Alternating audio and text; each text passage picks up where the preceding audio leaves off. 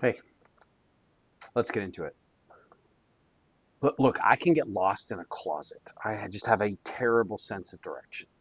When the GPS tells me to, head north towards, oh, look, I'm at a loss.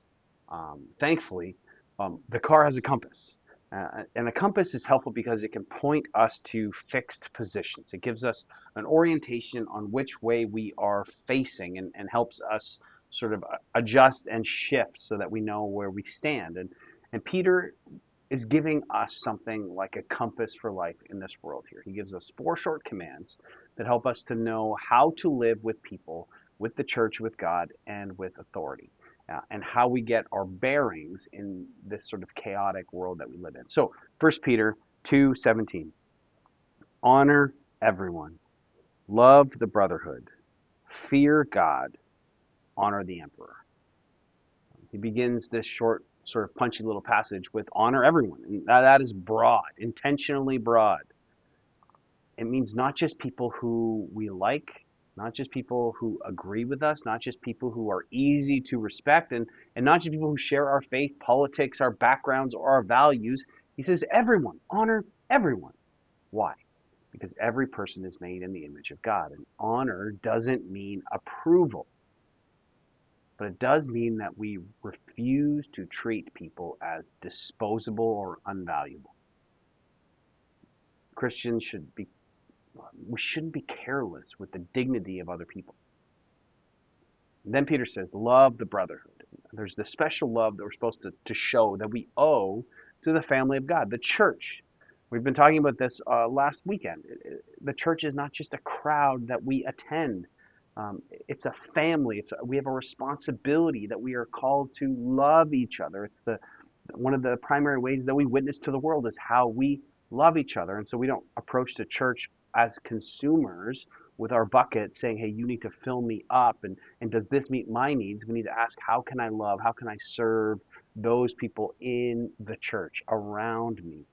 And remember that love is action. It's not response. It's not feeling. Love goes first. Love goes towards people. It moves.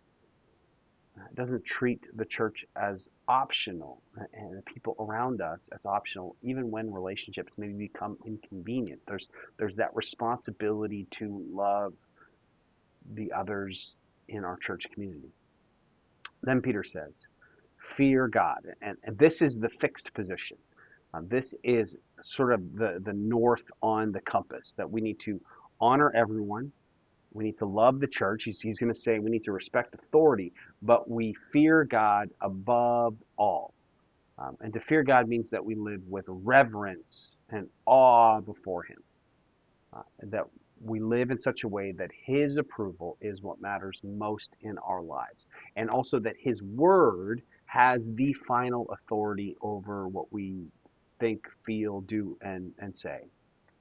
Um, and this fear, the beginning of all wisdom, Proverbs says, it keeps all the other sort of commands in their proper place. If we honor people without fearing God, then we become people pleasers. If we respect authority without fearing God, we might compromise.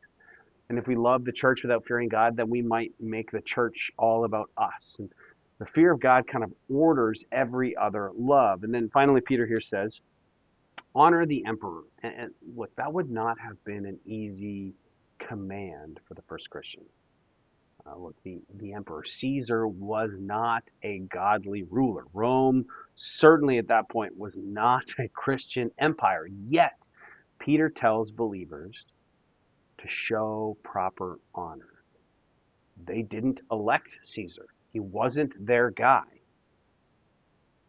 But he says to honor that leadership, not worship, and not to give proper allegiance, but it's about respect and honor. And Christians are not called to be reckless, rude, or unnecessarily rebellious. We can disagree and still work together. Um, our motivation in this life, in our relationships in the world, should be shaped first and foremost by a reverence for God and not out of a contempt for other people. And Peter gives us a simple but challenging way to live.